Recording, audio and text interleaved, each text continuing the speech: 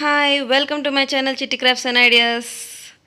ఈరోజు మన వీడియో వచ్చేసి వెజ్ పన్నీర్ పిజ్జా ప్రిపేర్ చేయబోతున్నాను. చూసేద్దాం. 1 కప్ మైదా పిండి తీసుకోవాలి. అందులో ఒక 3 to 4 టేబుల్ స్పూన్ కర్డ్ తీసుకోవాలి.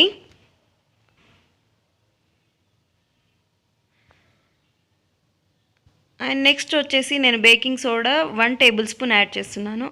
And salt 1/2 tablespoon add చేస్తున్నాను. ఇప్పుడు ఆ కర్డ్తోనే మనం కలిపేసుకోవాలి. ఇంకా కొన్ని వాటర్ పడతాయి అంటే వాటర్ 1/2 కప్ మనం వాటర్ యాడ్ చేసి కలుపుకోవచ్చు. పిండి చాలా సాఫ్ట్గా కలుపుకోవాలి. కలుపుకున్నాక ఇలా రెడీ అవుతుంది. ఈ పిండి ముద్దని మనం ఒక 1 అవర్ పక్కకు పెట్టేసేయాలి. ఇప్పుడు వచ్చేసి 1 ఆనియన్, 1 టమాటో, 1 క్యాప్సికమ్ తీసుకొని ముక్కలుగా కట్ చేసుకుందాము. 1 మీడియం సైజ్ ఆనియన్ నేను కట్ చేసుకొని పెటల్స్ తీసుకున్నాను. అండ్ నెక్స్ట్ టమాటో కూడా పెద్ద సైజ్ పీసెస్ కట్ చేసుకున్నాను. క్యాప్సికమ్ కూడా పెద్ద సైజ్ పీసెస్ కట్ చేసుకొని పెట్టుకున్నాను. ఇప్పుడు వచ్చేసి మనం నెక్స్ట్ ప్రాసెస్ స్టార్ట్ చేద్దాము. ఒక 2 టేబుల్ స్పూన్ ఆయిల్ నేను ప్యాన్లో తీసుకొని ఆయిల్ అంతా మంచిగా నీట్గా స్ప్రెడ్ చేసుకున్నాను. నెక్స్ట్ వచ్చేసి నేను ఈ పిండి ముద్దను ఒక 2 హాఫ్స్ చేసుకుంటున్నాను. ఒక 2 పీసెస్ చేసుకొని ఒక పిండి ముద్దను మంచిగా సాఫ్ట్గా రోల్ చేసేసుకొని నెక్స్ట్ ఇప్పుడు ఈ పిండి ముద్దను మనం ప్యాన్లోకి తీసుకొని మంచిగా స్ప్రెడ్ చేసుకోవాలి. మరి మందంగా కాకుండా మరి పలచగా కాకుండా కొంచెం ఆయిల్ పెట్టేసుకొని ప్రెస్ చేసుకుంటే సరిపోతుంది. ఇప్పుడు నేను చూపిస్తున్నాను కదా, ఇదే విధంగా ప్రెస్ చేసుకోవాలి.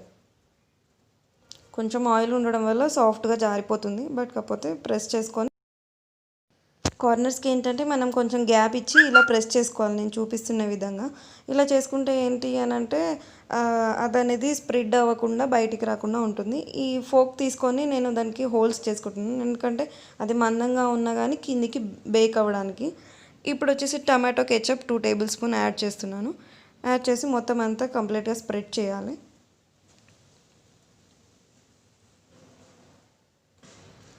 చూస్తున్నారు కదా, ఇదే విధంగా టమాటో కెచప్ మీకు నచ్చినంత 2 table spoon 3 table spoon add చేసుకొని అంత కంప్లీట్గా స్ప్రెడ్ చేసుకోవాలి. నెక్స్ట్ వచ్చేసి ఈ ఆనియన్, టమాటో అండ్ క్యాప్సికమ్ నేను దీని మీద డెకరేట్ చేసుకుంటున్నాను. ఫస్ట్ వచ్చేసి నేను ఆనియన్స్ కొన్ని పెటల్స్ తీసుకొని దాని మీద డెకరేట్ చేసుకుంటున్నాను.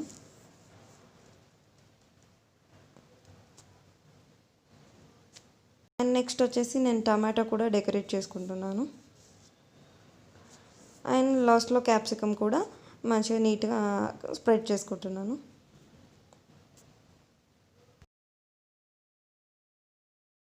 ఇప్పుడు వచ్చేసి నేను మిల్కీ మెస్ పన్నీర్ యూస్ చేస్తున్నాను. చూడండి, ఇలా పన్నీర్ క్యూబ్స్ ఇలా బిగ్ సైజ్ కట్ చేసుకొని అక్కడక్కడ పెట్టుకుంటున్నాను. అండ్ నెక్స్ట్ వచ్చేసి చీజ్ కూడా యూస్ చేస్తున్నాను. చీజ్ అనేది నా దగ్గర క్యూబ్ లేదు, స్లైస్ మాత్రమే ఉన్నాయి. సో ఇంకా నేను చిన్న చిన్న పీసెస్ కట్ చేసి వేసుకున్నాను. సో ఇప్పుడు అండ్ నేను just 2 pinches of salt, 2 pinches of red chilli powder, 1 table spoon of pepper powder use చేశాను. పైన అక్కడ లైట్గా స్ప్రింకిల్ చేసుకున్నాను.